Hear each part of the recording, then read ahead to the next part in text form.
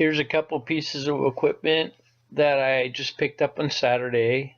I've been working a deal out now for a few months, and they actually belong to the Western Railway Museum just outside of Rio Vista. Actually about 12 miles outside of Rio Vista, between Suisun, California and Rio Vista, California.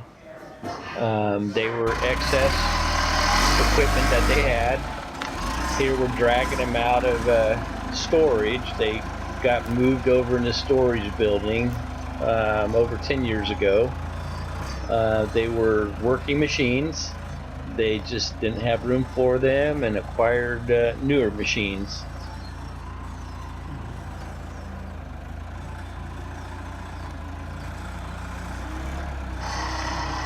This is a 1953 Kearney Trecker 2CH horizontal mill. It will replace, I have a 1942 2H, which it'll be replacing.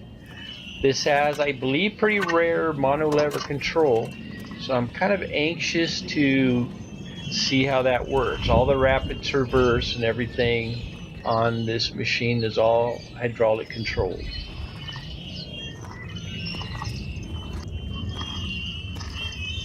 The table on my older 2H is 10 by 50. This one here is 12 by 50.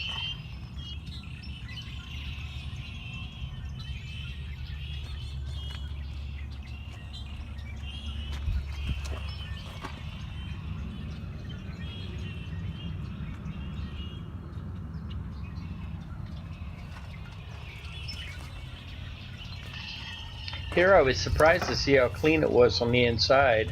I will have to change the motor over from 440 to 220, so I'll have to kind of turn the motor sideways where I can get to it a little bit better. Here I'm waiting for diesel. They ran a forklift out of diesel, so we had to get some diesel fuel and bleed the lines and crack the injectors and get it fired back up. Here we're bringing out the 10W Monarch lathe. The story on it is it was converted over years ago to a VFD. That huge box on the back, I'm going to put all the electronics inside where they gutted the original electronics out of the lathe. But the complaint was when they tried to turn it down slow, it just had a lot of loss of power. So I'll just have to mess with it at some point and see if it's that big of a deal. I don't see where I would be running it real slow anyway.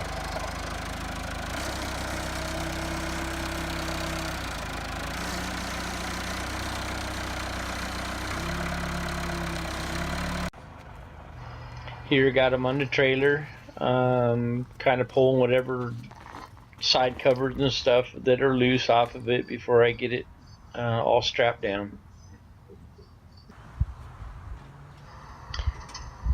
Here I made it home for my long 12-mile journey from the Railway Museum. I spent from 1981 to 2000 when I was a field tractor mechanic for a local tractor dealership, and always lifelong friends. So whenever I need a forklift, I just rode it to my house. Here, just getting the units offloaded and up my driveway.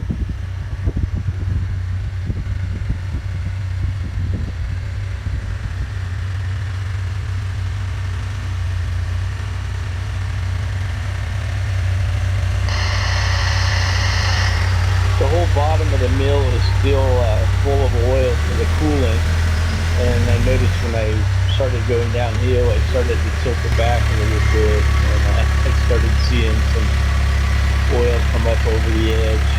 So I'm glad it was kind of on the pallet. It kept me making a mess in the street.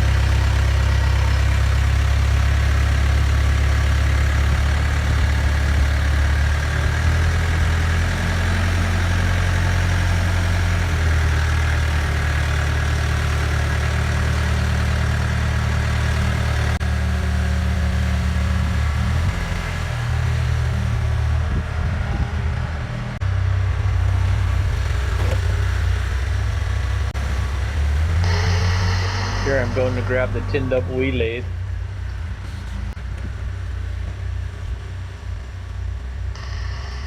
They were pretty sure that both units either came from Mare Island in Vallejo, California, or Hunters Point Naval Shipyard in San Francisco.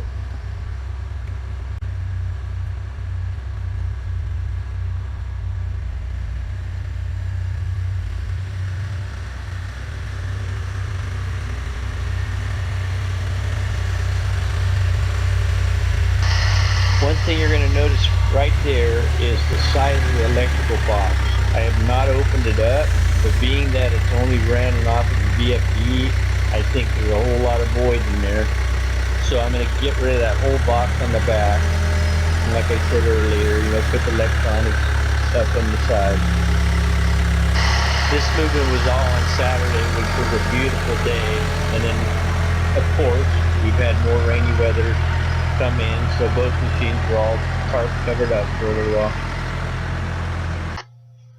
Now this is a picture I found when I first picked up my 42 2H. I'm hoping all the measurements and everything, I'm pretty sure that the vertical head will fit on the new Kearney Trecker. Or should I say new to me. Now this is all information that I've taken off of Keith Rucker's site, Vintage Machinery.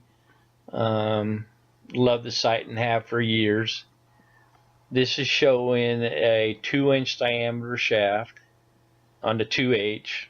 I'm not sure, my other one's not near that size, but this drawing here is showing the mono lever control, which I can't find too many out there just searching online.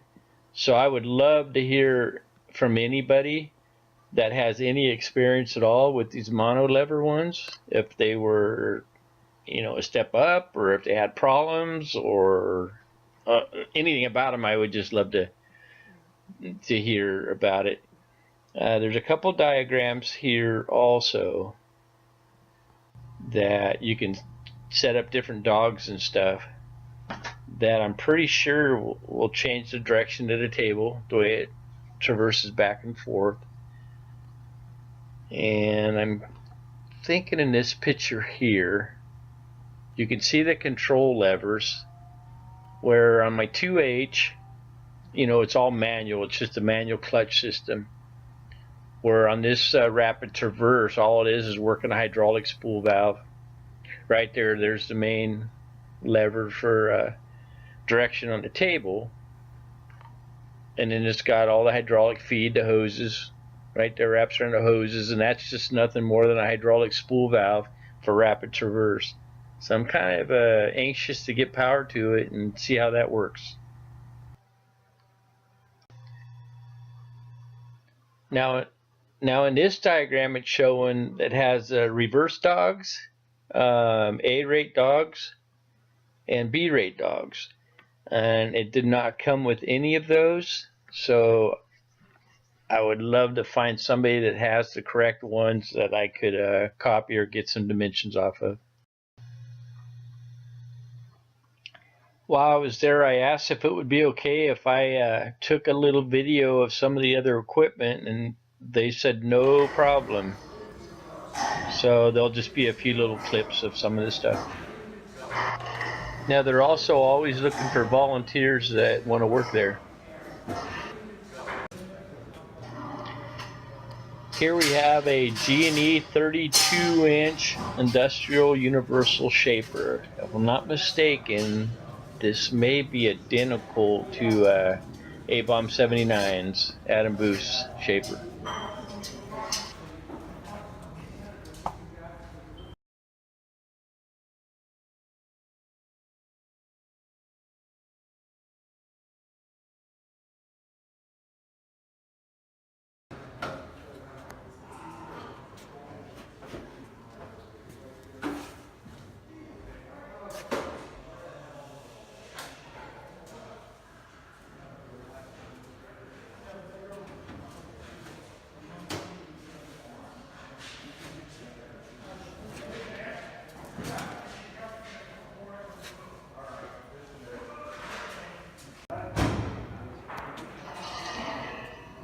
Here we have a Lucas horizontal boring machine, or I'm pretty sure that's what they call this. Yeah, well,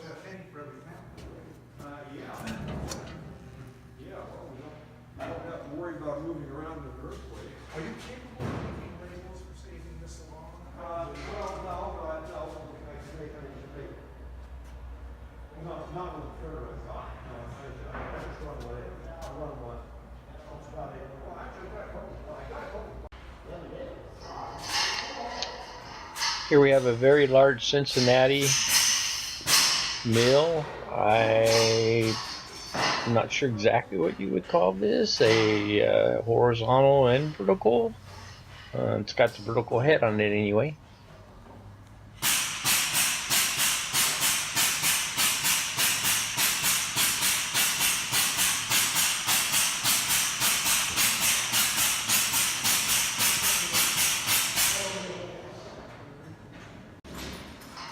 Notice the table here with the XY adjustment on it. It is a Cincinnati Bickford Super Service 24-inch drill press.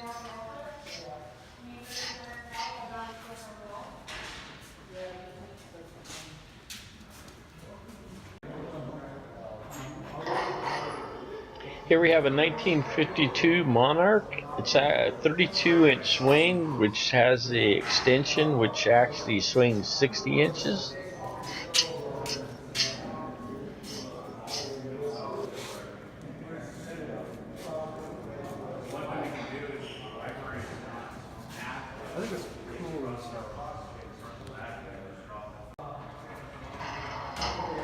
This is their Monarch 10EE that they actually use. Not sure what year it is.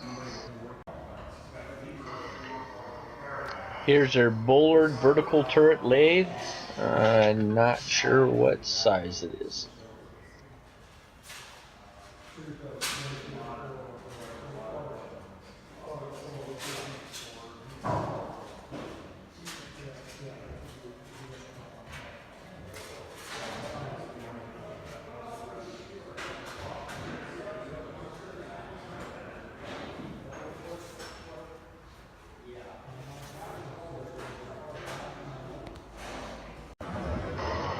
Very large radial drill press. Not sure the actual size, but very large.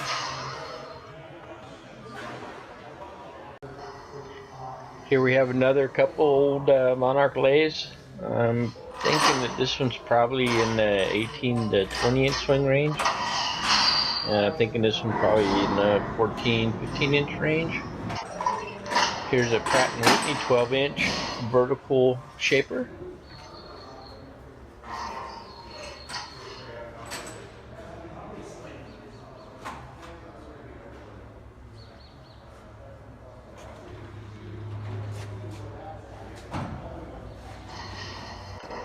And a very large Thompson surface grinder.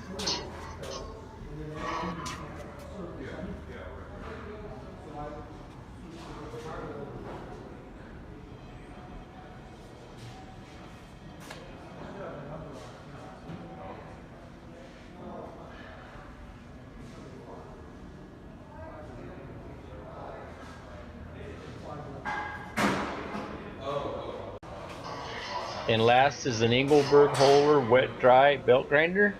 I actually have the exact same belt grinder at home.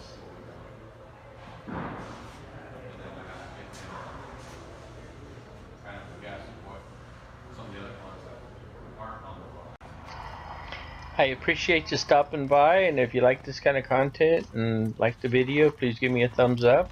And if you haven't subscribed, I'd appreciate it very much. Thanks for watching.